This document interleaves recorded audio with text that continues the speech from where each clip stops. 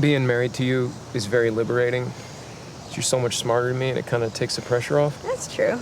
I am smarter. Jimmy, I think he had 4 seasons of bad stuff, and from here on in, it's just smooth sailing. He broke his back twice. I think for every year that you get your back, every time you get your back broken, you should get 5 years of domestic bliss. I heard that too. That's why there's so many back breaks.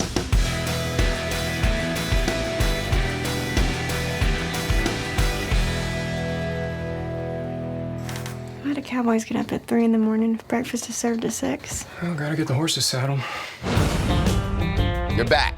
It's different, right? Like, life is different. What is it like as the character Jimmy, and then also for the human Jeff, to just kind of be down there by yourself in this entirely different world? It's a very exciting new opportunity for Jimmy and for me to get to go to Texas, to get to spend time at the 4 Sixes. It's a historical, like, real life, right, one of the largest cattle ranches in the world. These guys who really work and live down there have committed their lives to this ranch. Keeping up with these guys is very, very difficult. Missed breakfast, Jimmy. Apologies, sir. Well, don't apologize to me. I ain't the one with an empty stomach.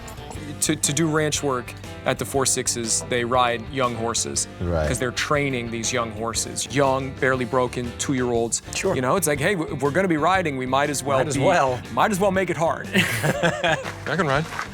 Good, because they're sending us on colts. Are they broke?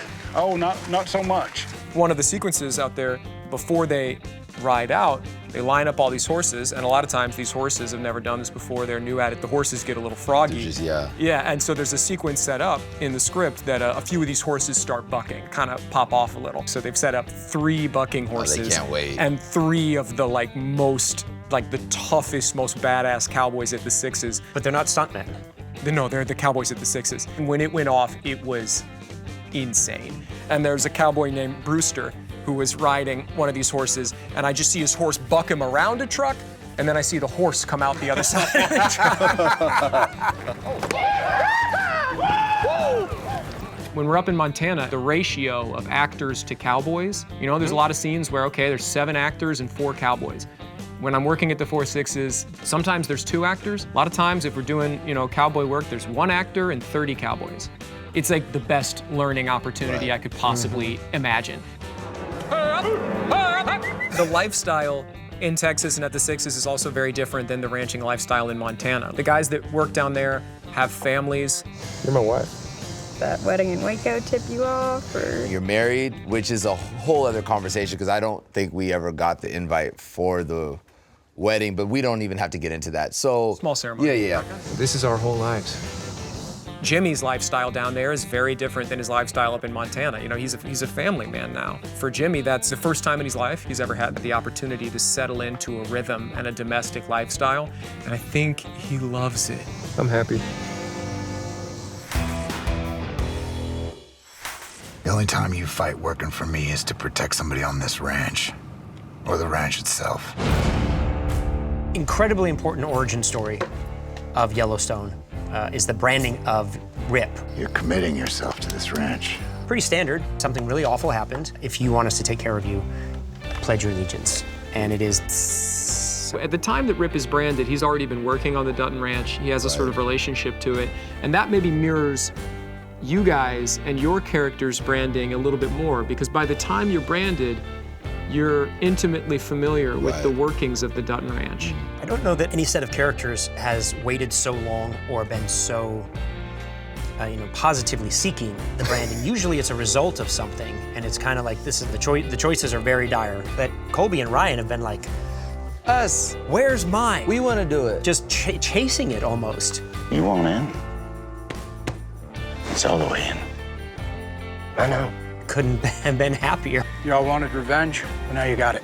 This is a price to pay for revenge. You clearly had to have done something terrible, right? But like it's so, like at a moral level, Beyond bad. it's not great. Moral But as turpitude. an actor, feel like you can like settle a little bit. Ian and Really Denim are almost- like, when the hell are we gonna get Doug, when do we get branded? My friends right? are asking me. Mom is asking me, are you gonna get branded? I'm like, I don't know. It's presumed that when they brand young Rip that Lloyd's got it at that point. Yes. So who knows? I'd love to see that. Yeah, it's like the train station. There's Yeah, these kind of myths of the Dutton Ranch. How far back does it go? How far back does it go? But of course the why starts when the why does, but the idea of branding a person. The first time we were introduced to the concept of the brand was Rip branding Jimmy in episode 1. You be a man about it. Don't scream. And it's amazing to trace that history back. Later in season 1 of Yellowstone, okay, we learn that Lloyd is branded. We learn that Casey is branded. You sort of follow this lineage that the Dutton Ranch carries on. Jimmy's in exactly the same place that we are, which is he doesn't know what this is about. The first time he met Rip Wheeler, Rip tasered him. You Jimmy. And then branded him, one then the other. How you doing, kid? Yeah. He doesn't even know what he has to live up to Yeah, or he what has his no idea what it responsibilities, what it means. means, yeah. You know what this means? This means don't fucking touch Fred. Yeah, and it's referenced, the history of it is referenced a little bit in that sequence. It was the Cowboys who started it. You find out real fast who's willing to ride for the brand when they learn they gotta wear it. I'm so curious to see if we get to see that history in practice.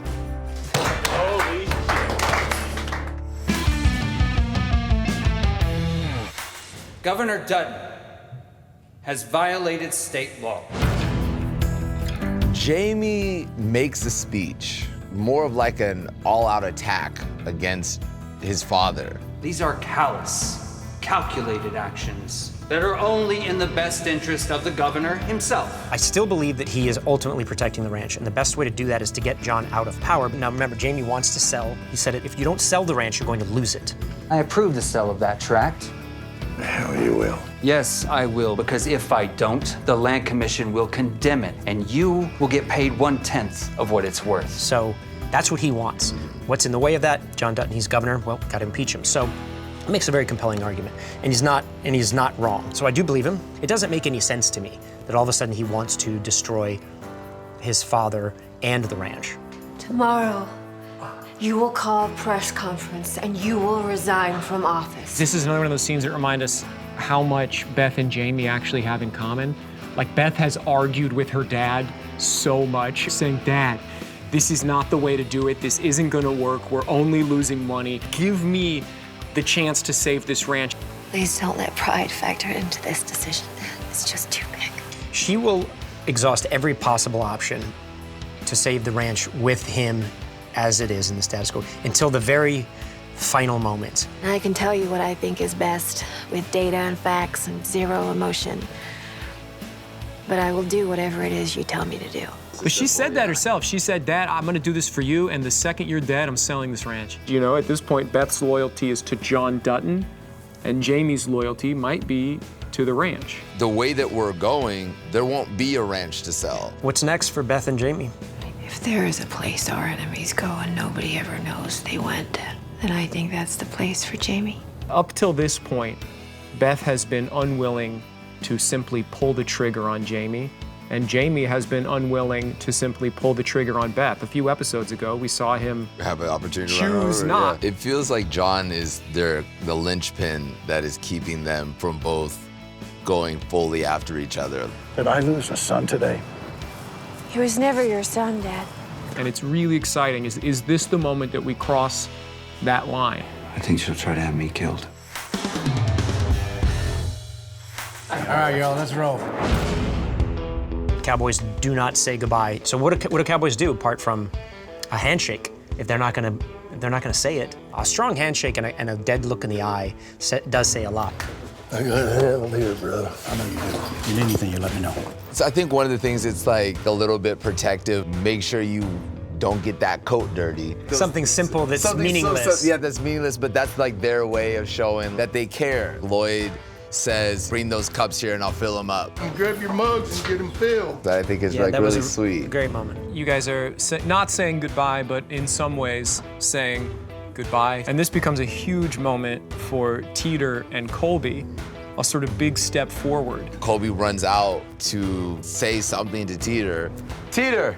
She comes over and whispers in his ear, I love you, and then they kiss. For Colby, I think he tried to like fight off the way that he feels about Teeter. You gonna miss me? I don't know how to answer that considering I was forced into this relationship. It's funny because like when she said I love you, it was like I can hear that. Like, make everything that. I don't know if going back to Texas is going to be the best thing for her speech therapy. What's in store for the Bunkhouse? We'll hold down the fort. How we handle that is going to be extremely exciting to watch as a fan and to be a part of.